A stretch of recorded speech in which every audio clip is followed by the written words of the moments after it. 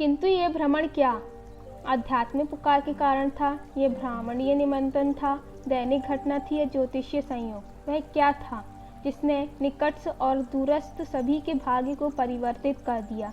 वह भी बस 3 यथार्थ किंतु बदरूप दृश्यों की नन्ही सी श्रृंखला ने वह कर दिया जिसे बचाने के लिए शाक्य शासक शुद्धोधन ने अपनी सारी बुद्धि और शक्ति लगा दी थी।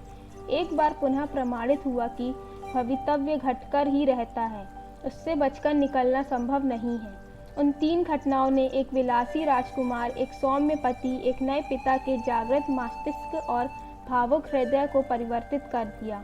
एक दूर से आती अस्पष्ट पुकार की ओर प्रवृत्त कर दिया, उसकी अंतर चेतना को जगा दिया, अंतर्दृष्टि को खोल दिया और वह अंतर प्रेरणा से वशीभूत सभी सुखों को त्याग कर, सारे बंधनों को काट कर जगत के दुखों को दूर करने के लिए निकल पड़ा। जैसे ही शुद्धोधन को जानकारी मिली कि सिद्धार्थ राजधानी भ्रमण पर निकलने वाले हैं, उन्होंने पूरी सतर्कता से समुचित तैयारियां की। तत्क्षण घोषणा हुई कि पूरे शहर को दुल्हन की तरह सजा दिया जाए। शहर को स्वर्गिक हो गया। सभी श्रेष्ठ वस्त्रों और प्रसन्न मुद्रा में राजकुमार का स्वागत करें। नर नारी, स्त्री पुरुष, बाल वृद्ध, युवक युवतियां सभी मार्ग के दोनों ओर सज धजकर प्रिय राजकुमार की आगवानी में सावधान हो गए। राजकुमार को कभी किसी ने देखा नहीं था। कौतूहल तीव्र था और लालसा तीव्रतम थी। आहरात युक्त रथ राजमार्ग से गुजरा। फूल बिखेरे गए। राजा और राजकुमारी की जय ध्वनि से गगन गूंज उठा। यह उत्तेजित हो नाचते और गाते रहे। भरपूर आनंद हर ओर बिखरा हुआ था।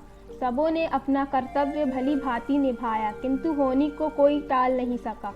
जब रथ पीछे की ओर मुड़ा रहा था, अचानक एक वृद्ध व्यक्ति सामने आ गया, जो अति कमजोर था और लाठी का सहारा लेने के बाद भी कांप रहा था। बाल सफ़ेद हो चुके थे, झुर्रियाँ चेहरे और चमड़े पर स्पष्ट थी। राजकुमार ने प्रश्न किया, यह क्या? सारथी छंदक ने उत्तर दिया, राजकुमार, यह बुढ़ापा है जो सभी उलझते कूदते शिशु और सशक्त व क्रियाशील युवा के पास आता जाता है। अगले मोड़ पर मरीज दिखा।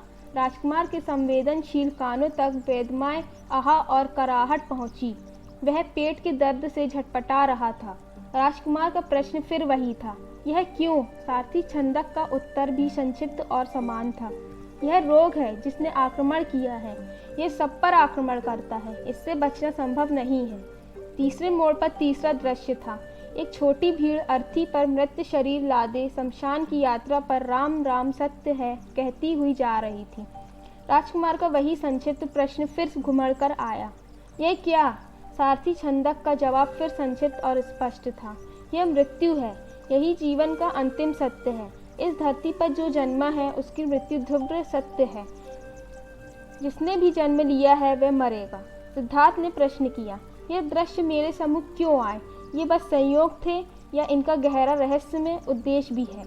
सारथी को वापस लौटने का निर्देश मिला और राजकुमार दुश्चिंता में डूब गए। मनुष्य कितना मूर्ख है कि जब मृत्यु निश्चित है तब वह आनंद में डूबा है, भौतिक वस्तुओं को इकट्ठा करने में लगा है, सुख और सुविधा की तलाश में है और छोटी छोटी चीज़ों के लिए झगड़ता रहता है।